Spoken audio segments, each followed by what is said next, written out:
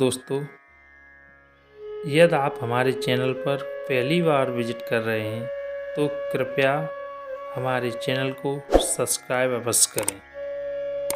मनुष्य अपने जीवन में जैसा भी कर्म करता है उसको कर्मों के अनुसार ही फल मिलता है। भगवान श्री कृष्ण जी कहते हैं कि मनुष्य जैसा भी बीज बोएगा उसको फल उसी प्रकार का प्राप्त होगा। मनुष्य को अपने जीवन में हमेशा अच्छा करना चाहिए। यदि आप अपने जीवन में अच्छा करना चाहते हैं तो कृपया करके इस वीडियो को पूरा देखें।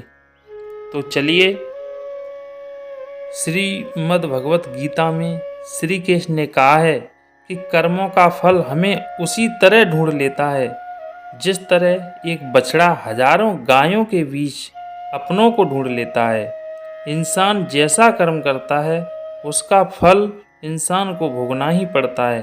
हमारे किए गए कर्म हमें ढूंढ ही लेते हैं, फिर चाहे वो कर्म अच्छे हों या बुरे हों। लेकिन हम लोग इस बात को ज़्यादा गंभीरता से नहीं लेते और हमें लगता है कि कर्म फल जैसा कुछ नहीं होता।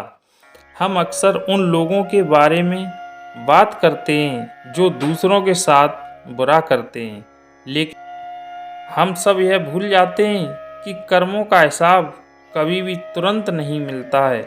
किसी के साथ बुरा करने वाला भले ही आज सुखी हो, लेकिन कभी न कभी उसके साथ बुरा होगा और उसके कर्मों का फल उसे भोगना ही पड़ेगा। बहुत समय पहले की बात है, एक शहर से दूर गांव में एक दुकानदार था जो अपने ही गांव के एक व्यक्ति से रोजाना 1 केजी मक्खन खरीदता था। वह दुकानदार कई सालों से उस व्यक्ति से मक्खन की खरीदारी कर रहा था। एक दिन उस दुकानदार ने सोचा कि मैं रोज इस व्यक्ति से मक्खन खरीदता हूँ, लेकिन बहुत समय से मैंने इसके मक्खन का वजन तौलकर नहीं देखा। कल तौलकर देखूंगा कि वह मक्खन को 1 केजी से कम तो नहीं देता। अगले दिन जब वह व्यक्ति मक्खन देकर गया तब उस दुकानदार ने मक्खन का वजन किया तो देखा कि मक्खन सिर्फ 900 ग्राम है। उस दुकानदार को काफ़ी गुस्सा आया और वह दुकानदार गुस्से में गांव के पंचायत के पास गया और उसने उस व्यक्ति की शिकायत कर दी। गांव की पंचायत बैठी और उस व्यक्ति को बुलाया गया कि तुम पर इस दुकानदार ने धोखा देने का आरोप लगाया है।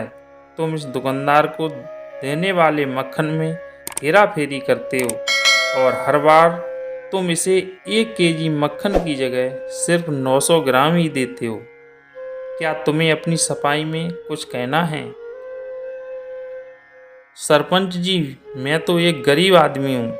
मेरे पास वजन तौलने के लिए सही माप नहीं है।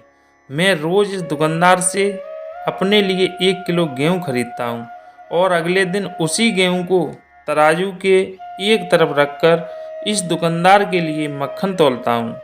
अब आपको जो भी पूछना है इस दुकानदार से पूछिए।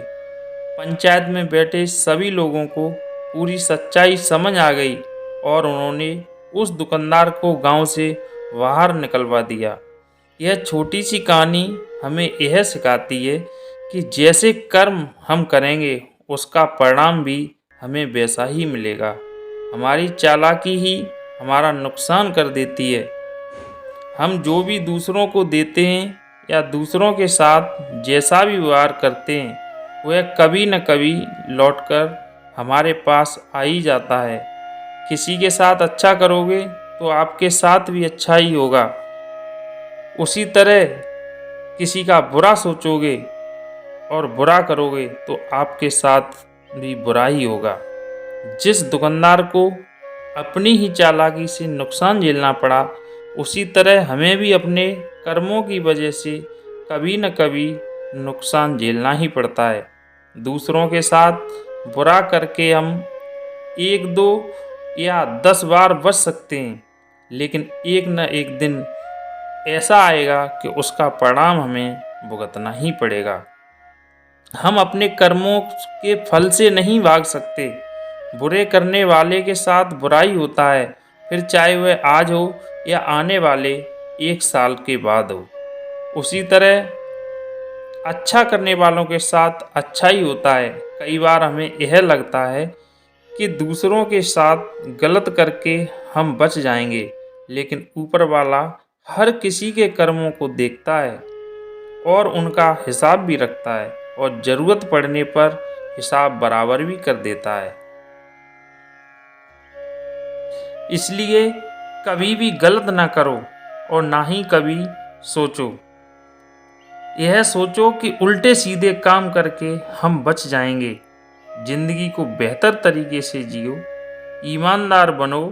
ज़्यादा कमाने या फिर सिर्फ अपनी ही फ़ायदा देखने के चक्कर में किसी के साथ गलत कभी ना करें। हमेशा याद रखो, जो जैसा करेगा वह वैसा ही भरेगा। मनुष्य को अपने जीवन में हमेशा सदा सत्य बोलना चाहिए तथा अपनी ईमानदारी के मार्ग पर चलना चाहिए।